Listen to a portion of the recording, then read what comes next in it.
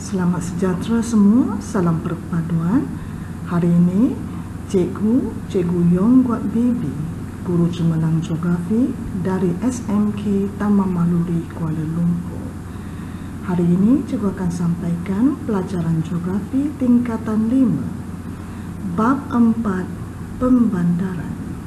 Sama-sama kita menyaksikan. Sebelum kita pergi lebih lanjut lagi, apakah maksud pembandaran? Pembandaran bermaksud proses perubahan pertempatan daripada luar bandar kepada bandar.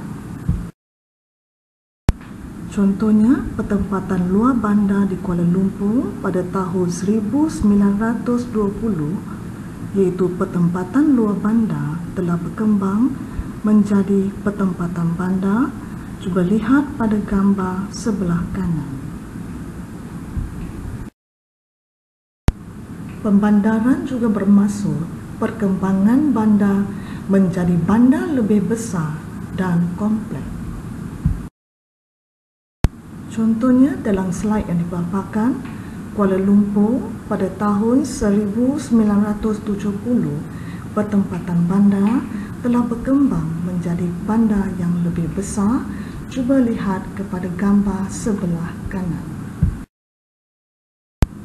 Pembandaran berlaku melalui pertambahan penduduk, sama ada melalui pertumbuhan semula jadi ataupun migrasi. Selain itu, perubahan cara hidup penduduk juga mempengaruhi pembandaran. Perubahan cara hidup penduduk daripada yang mudah kepada lebih maju dan kompleks. Selain itu, pembandaran juga berlaku akibat perluasan kawasan bandar.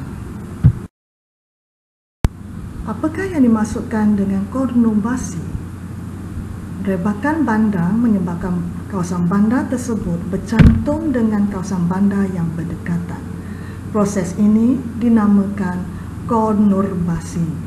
Contohnya, percantuman Bandar Kelang, Shah Alam, Subang Jaya, Petaling Jaya, Kuala Lumpur merupakan konurbasi di Lembah Kelang. Sekarang kita lihat pula hierarki bandar. Hierarki bandar ialah susun taraf bandar yang terdapat dalam sesebuah negara. Hierarki bandar dijelaskan berdasarkan jumlah penduduk, pemusatan fungsi bandar dan lingkungan pengaruh sesebuah bandar. Perubahan jumlah penduduk, kemajuan dan perubahan fungsi menyebabkan sesebuah pertempatan kecil menjadi bandar. Perkembangan sebuah bandar akan membentuk sebuah bandar raya. Bandar raya seterusnya akan berkembang menjadi metropolis, iaitu bandar raya yang mempunyai penduduk berjumlah melebihi 1 juta orang.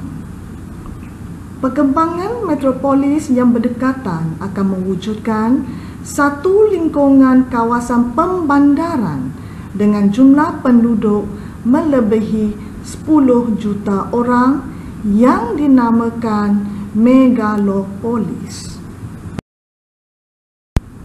Cuba lihat, bandar mempunyai penduduk melebihi 10,000 orang.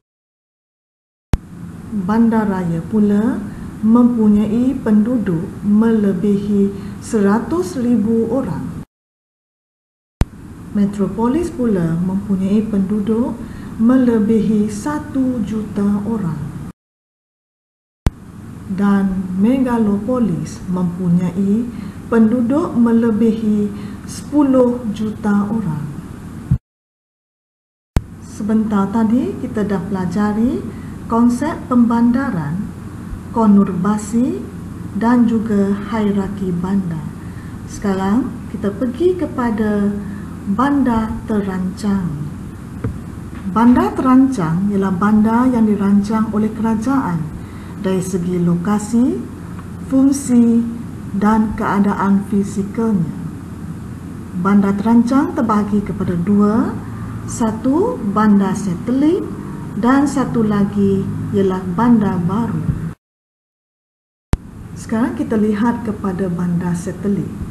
Bandar satelit ialah bandar yang dibina berhampiran bandar induk. Tujuan bandar satelit dibina adalah untuk mengatasi masalah kesesakan penduduk dan masalah tempat tinggal di bandar induk. Contoh bandar satelit ialah Petaling Jaya, Sunway di Selangor, Senawang di Negeri Sembilan dan Tampoi di Johor. Contohnya, bandar satelit Petaling Jaya diwujudkan pada tahun 1952 sebagai bandar satelit bagi Bandaraya Kuala Lumpur. Seterusnya, kita lihat pula bandar baru, bandar yang dibina di lokasi yang baru dengan perancangan fungsi yang khusus. Ini berbeza dengan bandar satelit tadi kerana bandar satelit ialah bandar yang dibina berhampiran bandar induk. Contoh pembinaan bandar baru mengikut fungsi membangunkan kawasan luar bandar. Contoh Bandar Muazzam Shah di Pahang dan Bandar Penawar di Johor. Membangunkan industri, contoh Gurun di Kedah dan Bintulu di Sarawak. Selain itu, fungsi sebagai pusat pentadbiran, contoh Bandar Putrajaya, dan fungsi sebagai pusat pendidikan, contoh Bandar Baru Sintok di Kedah. Contoh bandar baru yang berfungsi sebagai pusat pendidikan, Bandar Baru Sintok di Kedah. Di kawasan ini, iaitu di Bandar Baru Sintok, telah dibina Universiti Utara Malaysia dan terdapat juga Sekolah Menengah Kebangsaan Bandar Baru Sintok dan juga Sekolah Kebangsaan Bandar Baru Sintok. Sekarang kita lihat pula faktor yang mempengaruhi pembandaran. Terdapat 3 faktor. Yang pertama, faktor ekonomi. Yang kedua, faktor sosial. Dan yang ketiga, faktor governance. Kita lihat dulu faktor ekonomi mempengaruhi pembandaran. Yang pertama, perkembangan sektor pembuatan. Yang kedua, perkembangan sektor perkhidmatan.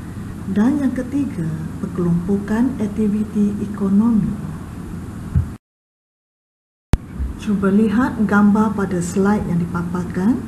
Perkembangan sektor pembuatan seperti perkilangan di bandar telah menyebabkan bandar tersebut telah berkembang. Perkembangan sektor perkhidmatan di bandar seperti bank, syarikat insurans dan perhotelan telah memajukan ekonomi sesebuah bandar.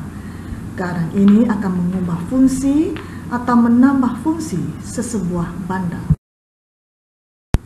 Seterusnya, faktor sosial mempengaruhi pembandaran.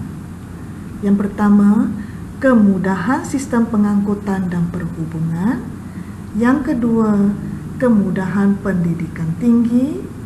Yang ketiga, penyediaan pelbagai kemudahan kesihatan atau perubatan.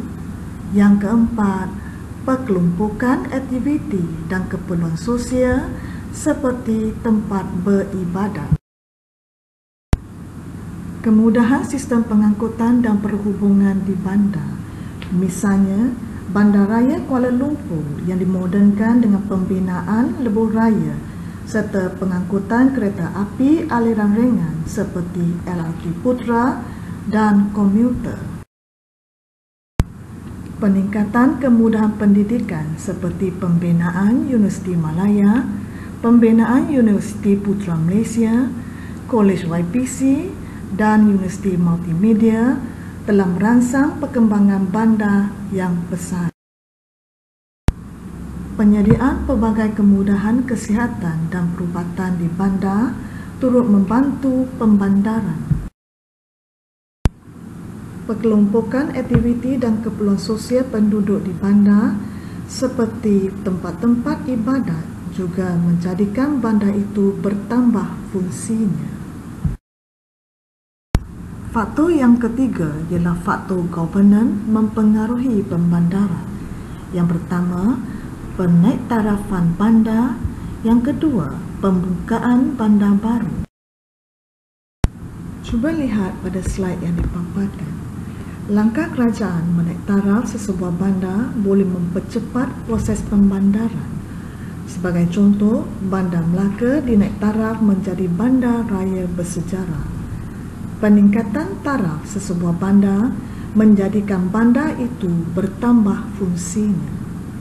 Seterusnya, kita lihat kepada gambar sebelah kanan. Pembinaan bandar baru seperti Bandar Baru Cyberjaya berfungsi sebagai bandar teknologi maklumat telah mempercepat proses pembandaran di kawasan tersebut.